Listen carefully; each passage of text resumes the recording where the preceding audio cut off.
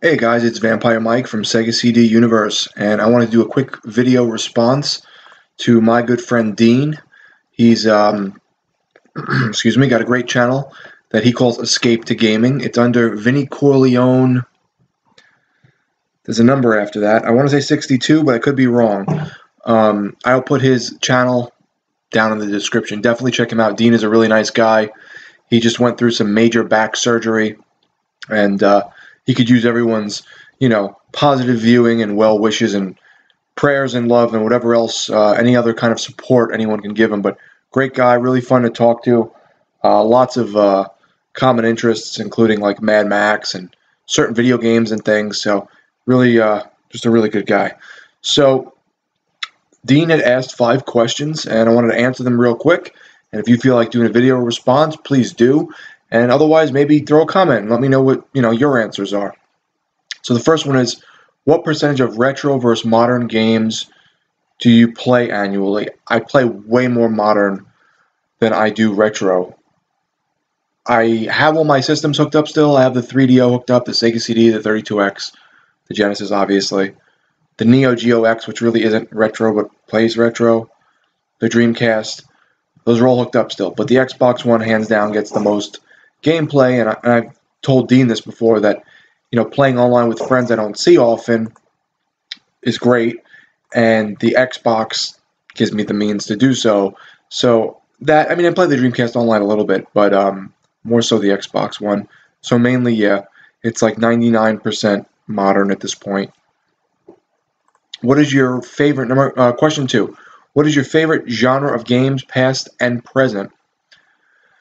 In the past, I used to really love role-playing games. I can't get into them as much as I used to because they just take up too much time, and the grind sometimes is too heavy, and it's just I don't have the time or effort really. Like sometimes when games are too hard, I just am not in the mood. But I don't have the time essentially to put in, which is another reason I like online games, because you can kind of play at your own pace with friends. And as a kid, I loved role-playing games and fighting games. I still like role-playing games to a degree, but definitely lessened. The last one I probably played was Wasteland 2. It's like a strategy RPG. And fighting games I still enjoy too. I'm actually frustrated that King of Fighters and Street Fighter V are only on PS4, because I would have definitely gotten both or one of them, because those are two of my favorite fighting series, especially Street Fighter, on the Xbox, but sadly they have exclusivity with Sony.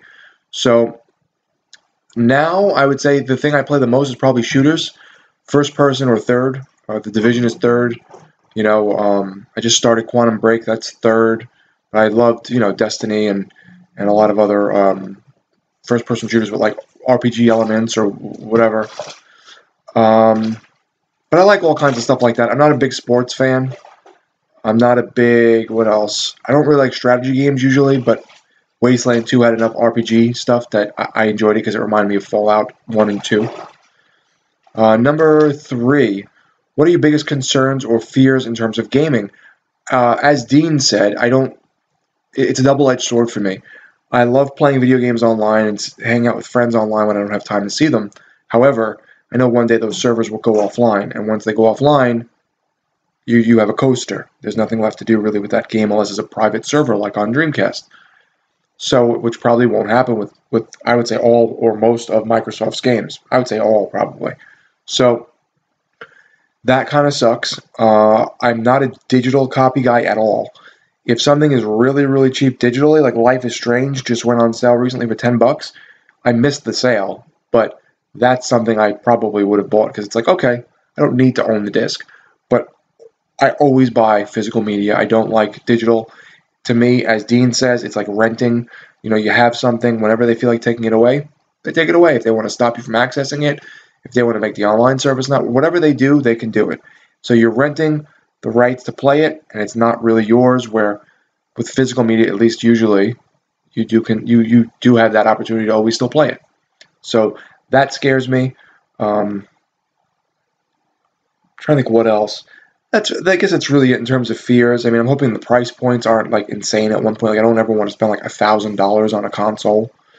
I'm also a little worried by what Sony's doing with releasing a like sort of slightly upgraded machine like mid-life cycle, or Like, I hope that doesn't become the norm, because if I wanted a PC, I would have gotten a PC, to play games on, that I would have upgraded, whatever, 6 months, annually, 2 years, whatever. So I really don't hope that becomes the norm. I don't see where Sony's going with that.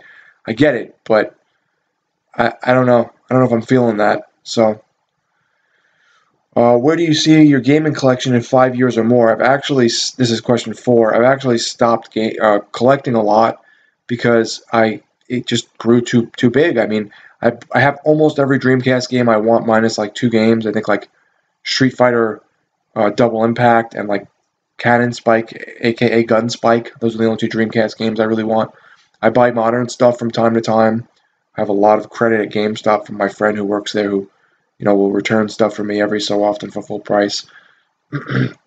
So in terms of collecting, it's really dwindled at this point. And my girlfriend just moved in last week, so bringing her stuff into the mix now, we have less room, and you have to prioritize and know what's important. So, number 5? What are you looking forward to the most with game development in the future? I'll tell you what I'm not looking forward to: virtual reality. I think it's cool. I think it's going to end up being a fad. And just like 3D TV, I think it kind of loses its luster after a while. I don't see the point. I mean, I'd like check it out, but it's never going to be something I invest in. I couldn't see myself moving around and interacting in that way with a game. What am I most looking forward to? I don't know, just more cool shit. I was excited Shenmue 3 got announced, even though I don't have a PlayStation 4. That's still cool.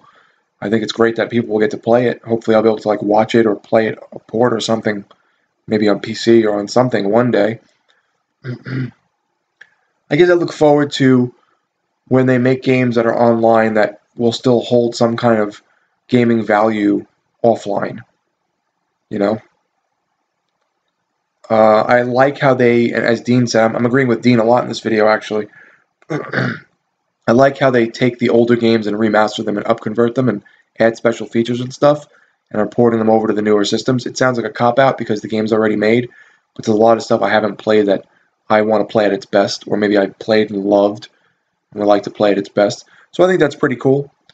So that's about it. Thank you, Dean, for the questions. Everyone, if you get a chance, check out his channel down in the description. He's a great guy. And that's it. Thanks, guys, for watching. It's Vampire Mike from Sega CD Universe.